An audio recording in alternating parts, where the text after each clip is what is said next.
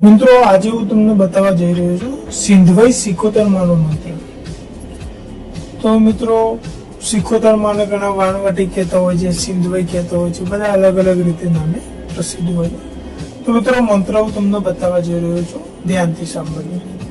સિંધવાઈ સિકોતર આવો દરિયાના બેટ, આવો ને દરિયા પીરની આણ, સિંધે બેઠે તું સિકોતર, રાંજોસ તુને પૂજે, રાજા ભૂલે બાન।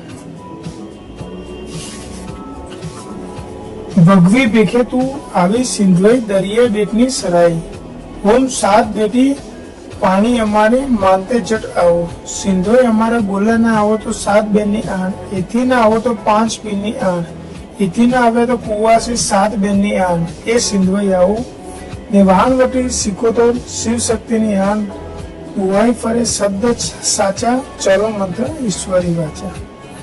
તો મિત્રો ફરીથી એકવાર ધ્યાનથી સાંભળી લેજો। મંત્ર આ પ્રમાણે છે, સિંધવાઈ સિકોતર આવો દરિયા બેટના, આવો ને દરિયા પીની આણ, સિંધે બેઠે તું સિકોતર, રાજવંશ તુને પૂંજે, રાજા ભૂલે ભાન, ભગવી ભીખે તું આવી સિંધવાઈ દરિયા બેટની સરાઈ, ઓમ સાત બેટી પાણી અમારી માનતા જટ આવો, સિંધવાઈ અમારા બોલાના ના આવો તો સાત બેનની આણ, એથી ના આવ્યા તો પાંચ પીરની આણ, એથી ના આવ્યા તો કુવાસી સાત બેનની આણ, એ સિંધવાઈ આવો ને વાણવટી સિકોતર માં શિવ શક્તિની આણ, દુહાઈ ફરે શબ્દ સાચા, ચાલો મંત્ર ઈશ્વરી વાચા।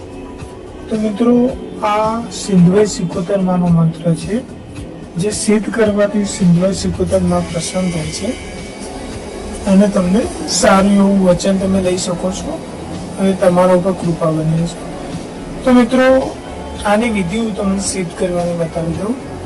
તો તાંબાના 5 લોટા લેવા, સફેદ લાલ કપડા બાજુ પર પાટ માટે મૂકવા, એની ઉપર 5 ચોખાની ડગલી કરવી, એની ઉપર 4 ખૂણે અને 1 વચમાં એમ 5 પાણીના ભરેલા તાંબાના લોટા મૂકવા, સફેદ ધજા મૂકવી અને ખીરનો ધૂપ કરવો, અને આ એ જગ્યાએ પવિત્ર હોવી જોઈએ અને ત્યાં બેસીને આ મંત્રને 1007 વાર જપ કરવો। આ પ્રમાણે ટોટલ 11 દિવસ તમારે કરવાનું છે અને ખીરના સાથે સાથે તમે ગુગર 3200 નો પણ ધૂપ આપી શકો છો। તો આ પ્રમાણે 1007 વાર મંત્રનો જપ કરો અને ટોટલ 11 દિવસ કરવાથી આ તમારે માતાજીનો મંત્ર સિદ્ધ થાય છે। બાકીની જો આમાં તમે કંઈક વિધિમાં નવું કરવા માંગતા હો તો તમારા જે બુવાજી હોય અથવા તો જે ગુરુ